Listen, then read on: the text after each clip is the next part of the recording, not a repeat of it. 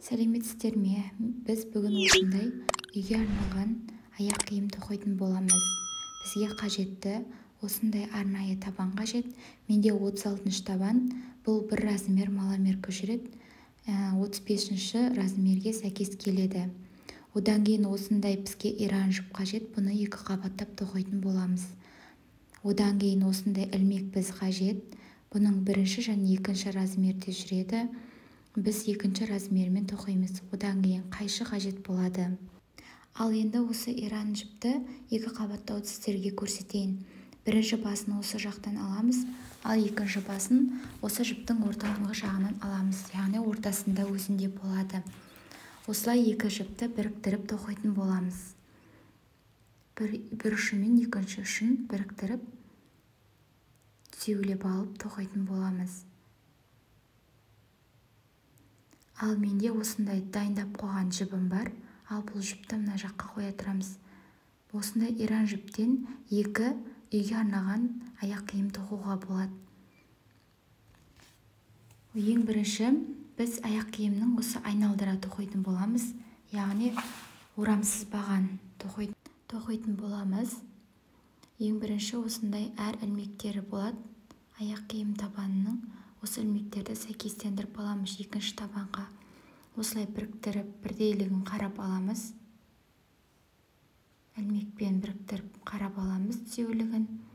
Одан кейін 1, 2, 3, 4, 5, 6, 6-шы ілмектен бастап тоқитын боламыз. Яғни осындай табанның өзінің арнайы осындай ілмектері болады. Осыған орамсыз бағанды тоқитын боламыз. Осы ілмектердің арасына 2 орамсыз бағаннан тоқитын боламыз әрқайсысына. Осының ішіне, яғни осының ішіне орамсыз баған тоқитын боламыз. Орамсыз бағанды тоқылуы менің өзімнің арнайы каналымда бар, қарасаңыздар болады, қалай тоқылу керек екен. Осылай ілмекті іліп аламыз. 1-ші жіпті, қысқа жіпті астына салып, мына жұмыс жібімізбен осы ілмектің ортасына өткізіп тоқитын боламыз. 1-ші ілмекті алып алдық. Енді осы ілмектің ішіне тағы да 1 орамсыз баған тоқитын боламыз осылай.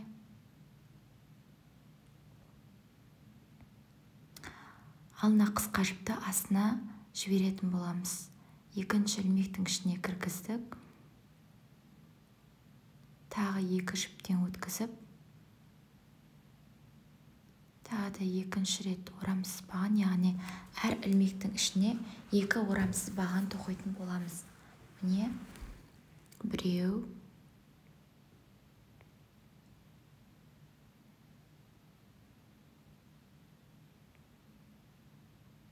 яғни жұмыс тартып отырамыз. Басында ыңғайсыз болады, одан кейін тоқылып кетеді. Міне 2-ші орамсыз баған.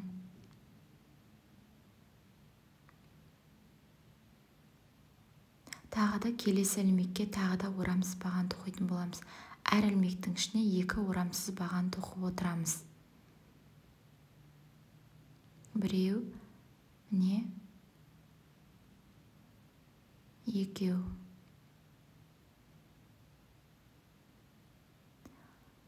Тағы келесі ілмекке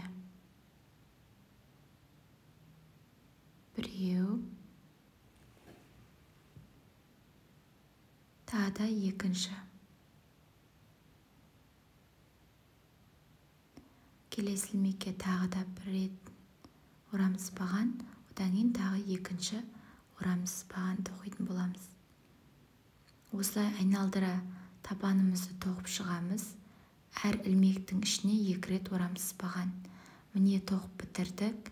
Енді осы жерде кішкентай қалып қойған орын, сонында 1 рет орамсыз баған тоқып жібереміз, яғни арасын қалдырмай тоқимыз. Осылай тоқимыз. Келесі ең біз 1-ші бастаған ілмекке біріктіреміз, яғни біріктіру ілмегін жасаймыз. Осылай жұмыс жібімізді шығарып аламыз. Келесі ілмектен өткіземіз. Енді 1 ілмек жоғары көтереміз, айналдырамыз. Енді 1 орамды баған тоқитын боламыз. Ол үшін 1-ші жібімізді іліп аламыз. Одан кейін әр ілмектің ортасына өткізу арқылы тоқитын боламыз. Яғни іліп алдық, осындай ілмектен өткізіп отырамыз. Болмаса мына жерде көрініп тұрады, әр тесік болып осылардан өткіземіз. Орап аламыз, міне ілмектен өткіземіз бірінші. Одан кейін 3 жіп болды, мына екеуінен бір өткізіп аламыз, келесі екеуінен бір өткіземіз. Яғни бір орамды бағанды осылай тоқылады. Болмаса менің арнайы YouTube каналымда бар, қарап көрсеңіздер болады. Осылай екеуінен келесі екеуіне өткіземіз. Енді тағы да іліп аламыз, орамды орап. Әр тесіктен әр ілмектің ортасынан өткізіп тоқитын боламыз. Екеуінен бір өткіземіз, келесі екеуінен бір өткіземіз. Жібімізді орап аламыз, келесі ілмектен өткізетін боламыз.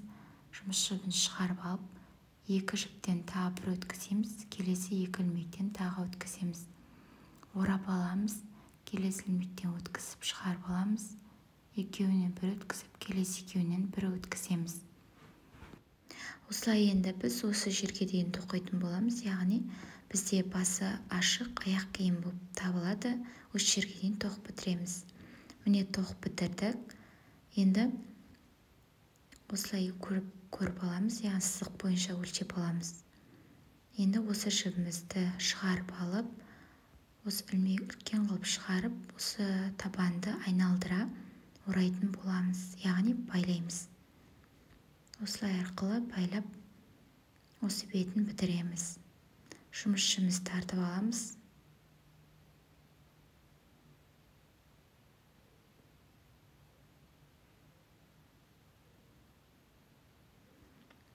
Осылай бекітіп, енді қиып тастаймыз.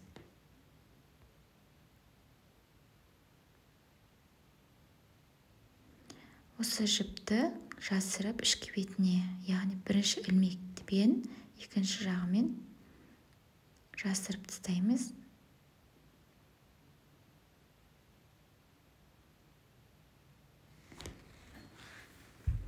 Білдіртпей жасырып жібереміз.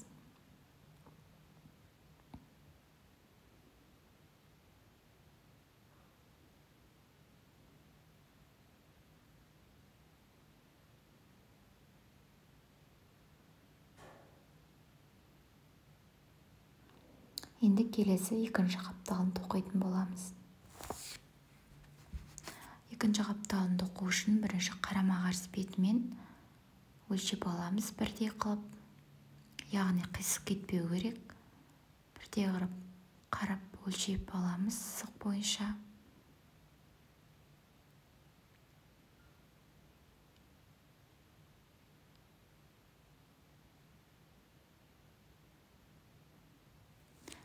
Ілмекпен тура болу керек, әр ілмекпен.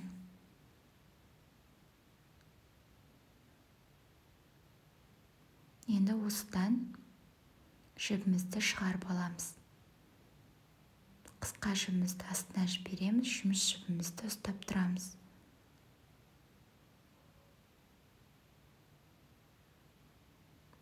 Бір ілмек көтеріп аламыз. Қысқа жіпті астына ұстап тұрып, бірге тоқып жібереміз. Іліп орап аламыз жібімізді.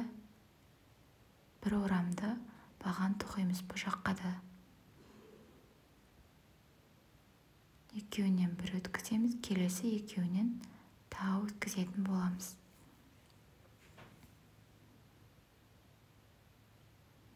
Орап аламыз жібімізді. Келесі ілмектен өткізетін боламыз.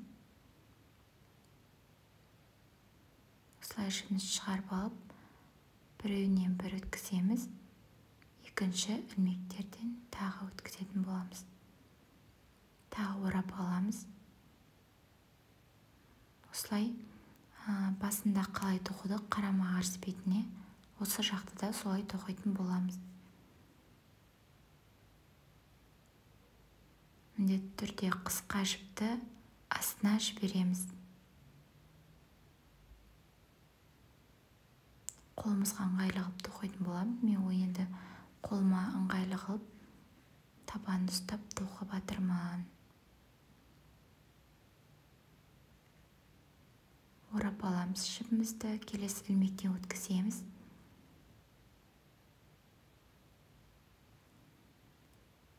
жұмысшымызды шығарып аламыз. Бірінші екеуіне өткіземіз. Келесі екеуіне өткізетін боламыз.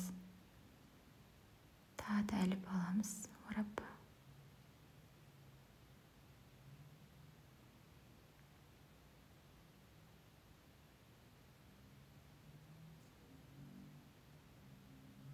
Осылай қарама-қарсысына бірдей қылып тоқитын боламыз. Міне тоқып бітірдік. Екеуінің бірдейлігін қарайтын боламыз.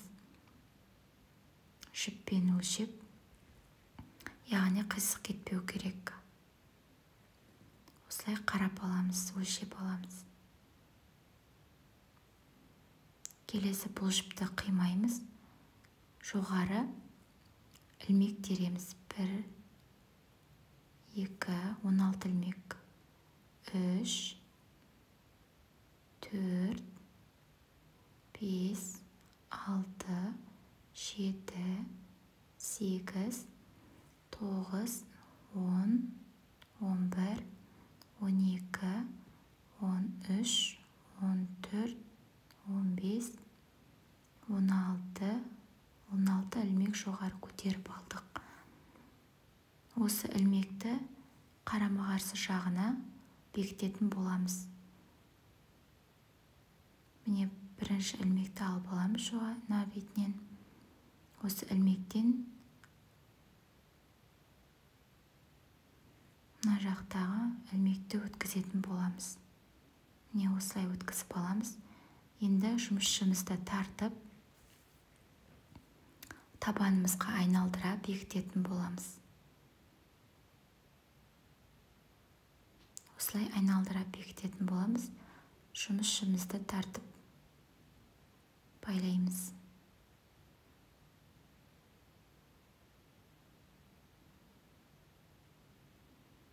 Енді жұмысшымызды мына бетіне жіберетін боламыз да, келесі тоқуды бастаймыз. Яғни осы терген ілмектерімізбен жұмыс жіпті бірге қосып тоқимыз. Мына бетінен 1, 2, 3 ілмек, үшінші ілмекке ілмек бізімізді өткіземіз. Яғни үшінші жағына өткіземіз. Осылай осыдан жұмысшымызды шығарып аламыз.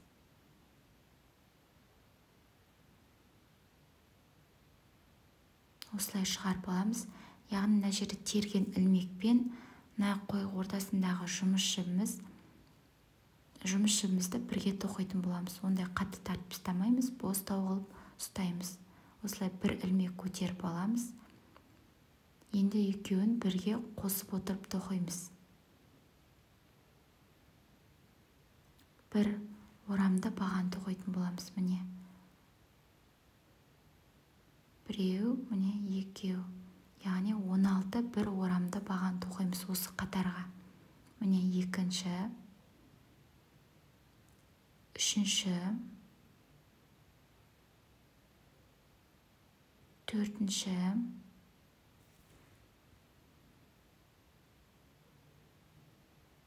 міндетті түрде жіпті, астындағы жіпті, қасындағы жіпті қосып тоқимыз. Бесінші,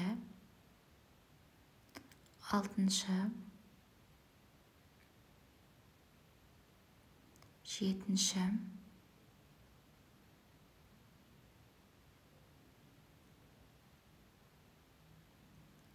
сегізінші, бір орамды баған.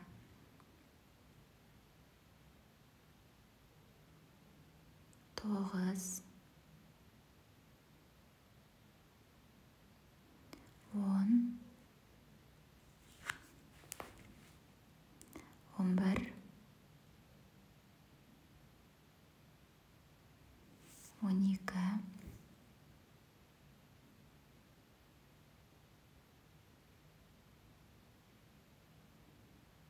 13, 14, 15, соңғы 16-шы бір орамды баған тоқып бітірдік. Енді осыны келесі бетінен 3 ілмек санап отырамыз. Міне 1, 2, 3. Міне үшіншісіне кіргізіп бекітеміз.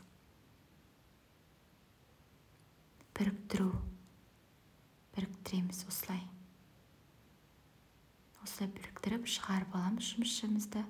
Осы табанға айналдыра тағы да бекітеміз, яғни байлап тастаймыз. Жұмысшымызды тартамыз.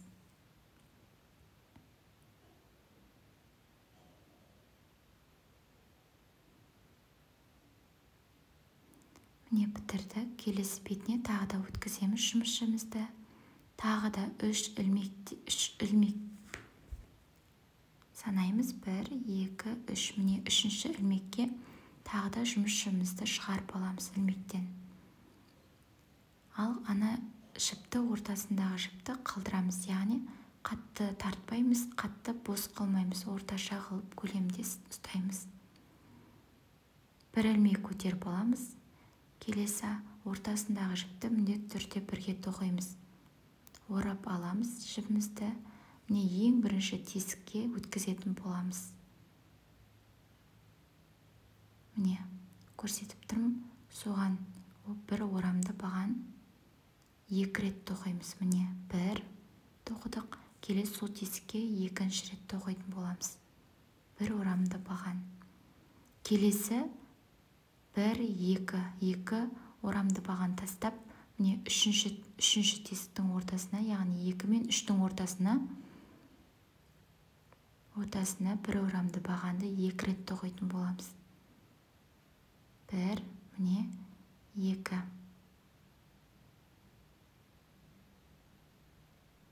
Келесі тағы да 1, 2-ні тастап кетеміз. Содан кейінгі тесікке кіргізіп, 1 орамды баған тоқимыз. 2 рет. 1, міне 2. Келесі тағы да 1, 2 тастап кетеміз. Үшіншісіне 2 рет 1 орамды баған тоқимыз. 1. Келесі 2. Тағы да осылай жалғастырып тоқи береміз. Орап аламыз. 1, 2 орам тастап кеттік. Үшіншісінен бастап тоқимыз. 1, міне 2. Келесі 1, 2 тастап кеттік. Үшінші тесіктен бастап тоқимыз. 1, 2. Яғни арасына 1 орамды бағанды 2-ін тастап кетіп отырып тоқимыз.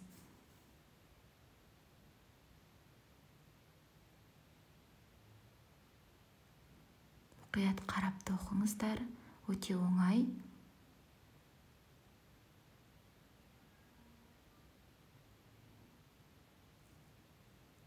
Ортасына тоқып отырамыз әрқайсыны. 2-ден кейінгі.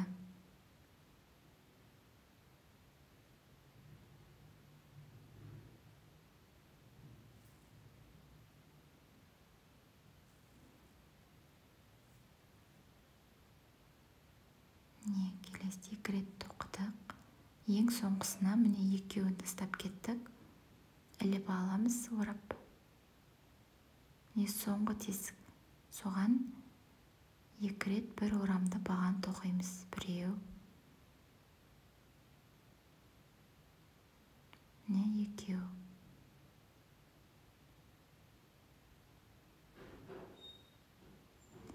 Келесі енді қасындағы 3 ілмек тастап, міне 1, 2, 3, міне үшінші ілмекке бекітетін боламыз. Біріктіреміз, яғни. Осылай біріктіретін боламыз. Енді жібімізді тартып аламыз. Осы табанды айналдыра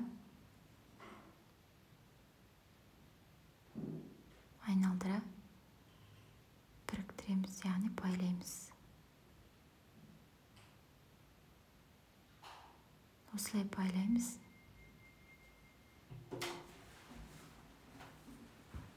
Енді келесі жағына өткізетін боламыз. Жібімізді, жұмысшымызды тағы да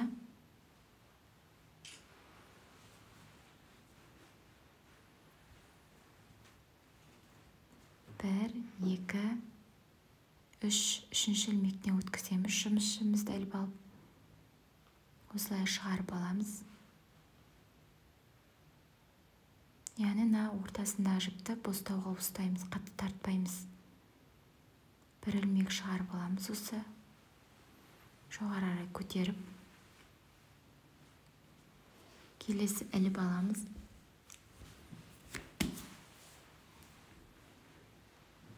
Келесі тесттен өткізіп, бір орамды баған 2 рет тоқитын боламыз.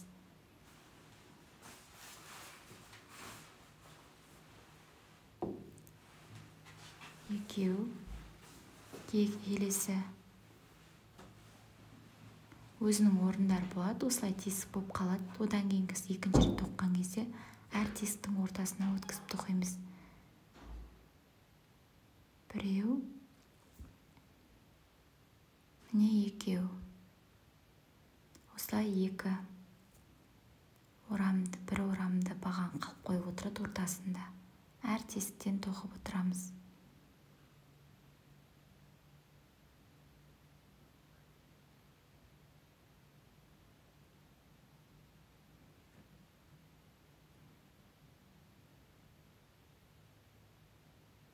Біреу, міне екеу.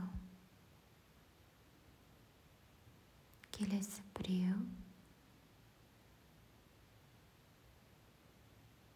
екеу.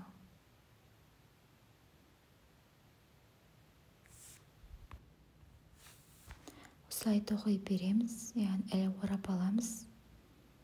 Не біреу, не екінші.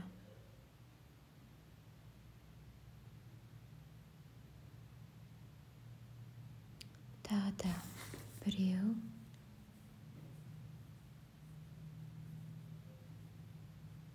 екінші.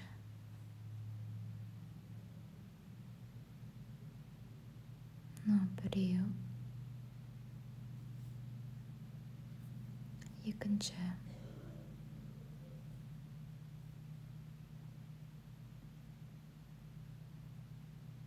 Міне біреу,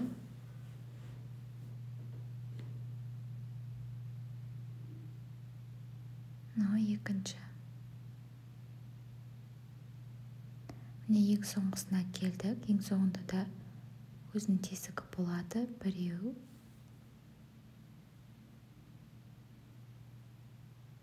міне екінші.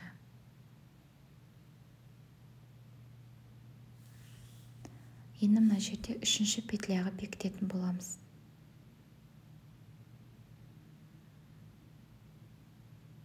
Менде де көрінбей қалған. Басындағыдай кәдімгідей бекітетін боламыз. Басында көрсеттім. Енді осылай табанымызға орап алып, осылай байлап тастаймыз. Осылай бекітіп тастаймыз. Осылай тоқитын боламыз. Яғни тағы да бір көрсетіп жіберейін. Осылай айналдырып аламыз.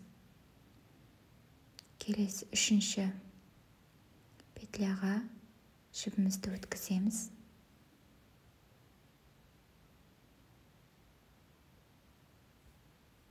Бұлай жібімізді өлшеп аламыз. Қатты тар болып кетпеу керек. Бұлай жұмысшымыз шығарып бір көтеріп аламыз ілмекті. Енді жібімізді іліп алып, әр тесіктен міне көрініп тұрады. Бір орамды баған тоқи береміз. Міне біреу, міне екінші. Тағы да орап аламыз. Біреу, келесі екінші. Тағы да келесі тесіктен біреу, екеу. Тағы да біреу, екеу. Яғни әр екі орамды бағаннан кейін тесік қалып отырады. Сол тесіктен ілмек бізімді өткізіп, бір орамды бағанды тоқып отырамыз. Осылай іліп аламыз да, енді келесіне өткізіп тоқи береміз. Біреу, міне екінші. Тағы да біреу. тағы да 2.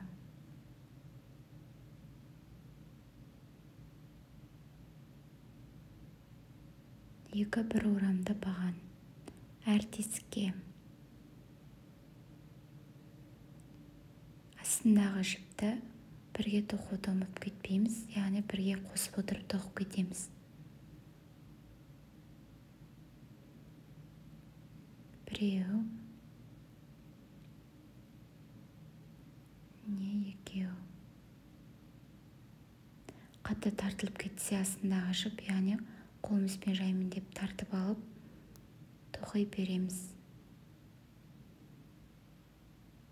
Өте оңай, өзіміз үйден тоқсақ та болады. Тек қалай тоқылу жолын біліп алсаңыздар болды. Менің каналымда осының тоқылу жолдарының бәрі анық айтылған. Шеберлік сабақтың ішінен қарасаңыздар болады. Ілмекпен тоқу туралы.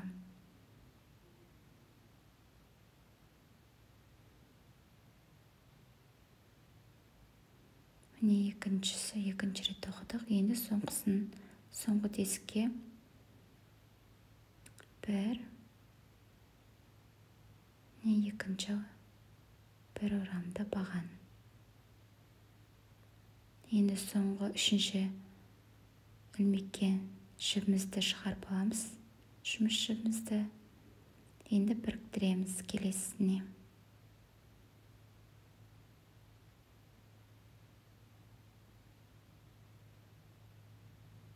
Осылай жібімізді тартып, бекітіп тастаймыз.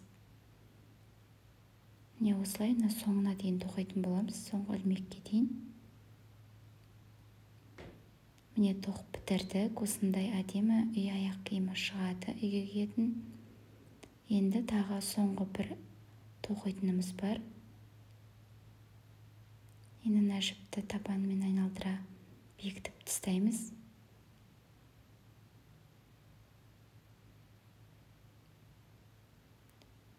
Енді осылай жібімізді тағы өткіземіз келесі бетіне. Міндетті түрде ортасындағы жіпті қосып тоқимыз. Осылай ең басында бастаған ілмегіміздің ортасынан өткіземіз. Осылай жұмыс жібімізді тартып аламыз. Өстіп осы жіпті келтіріп аламыз. Қатты тартпаймыз бұл жердің. Шамалы кеңдеу қыламыз. Яғни аяғымыз салатын жеріміз, сондықтан кеңдеу, шамалы кеңдеу болып тұрған жақсы. Осылай келтіріп аламыз. Енді бір ілмек көтереміз жоғары қарай.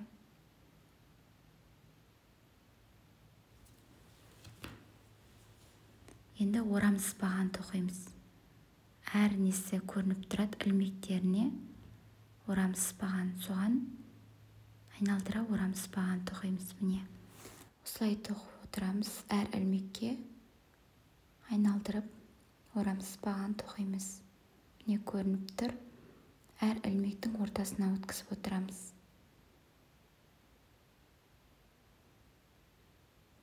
Астыңғы жіпті, ортасындағы жіпті бірге қосып тоқып кетеміз. Тартып отырып тоқимыз, яғни біріктіріп. Осылай соңғысын, осылай іргелерінің бәрін өстіп орамсыз бағанмен бітіреміз.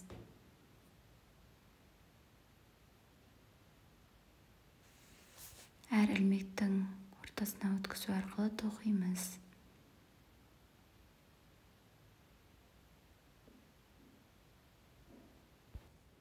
Міне осылай тоқып, әр ілмектің ішіне өткізу арқылы орамсыз баған тоқимыз. Соңына дейін, яғни бұл соңғысы жиегін әрлеу болып табылады. Мен орамсыз баған арқылы әрлеп тоқып жатырмын. Және астындағы жіптерді міндетті түрде тартып отырып тоқимыз. Бірге қосып отырып тоқимыз бір жағынан. Мұқият әр ілмектің арасына өткізу арқылы тоқимыз. Яғни бір ілмек қалып қойса, ол білініп тұрады, аралары ашық болып. Соңына дейін осылай тоқып шығамыз іргелерін.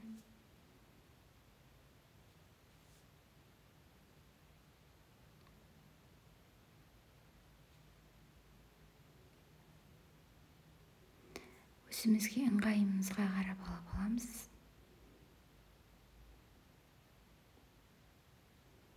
Сіздерге түсінікті болу үшін осылай әр жерін көрсету арқылы тоқып отырмын. Яғни менің каналымда осы аяқ киім тоқудың ілмектерді қалай тоқу керегін бәрі көрсетілген. Орамсыз бағанды қалай тоқу керек, бір орамды бағанды қалай тоқу керек, және біріктіруін қалай біріктіру керек. Солар туралы арнайы түсірілген каналым бар, соның ішінен көре аласыздар.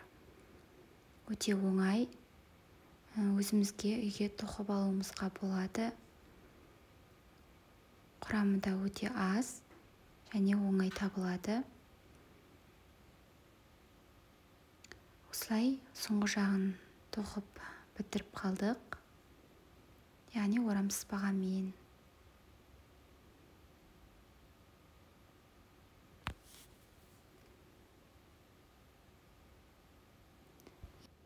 Енді осы жерде ең бірінші көтеріп бастадық қой. Бекіттік сөгіздегі ілмегіміз бар ғой, сол жерге бекітетін боламыз, яғни соның астына. Сіздерге көрсететін боламын, өзіме ыңғайыма қарай алып алайын ілмегімді. Міне осы жерден, осы жерден алып бекітетін боламыз. Осылай жібімізді шығарып аламыз. Осы бас жағын келтіріп аламыз, қатты тартып ұстамаймыз. Осылай келтіріп алдық. Енді осыны бекітетін боламыз. Табанға айналдырып, осылай бекітіп жібереміз.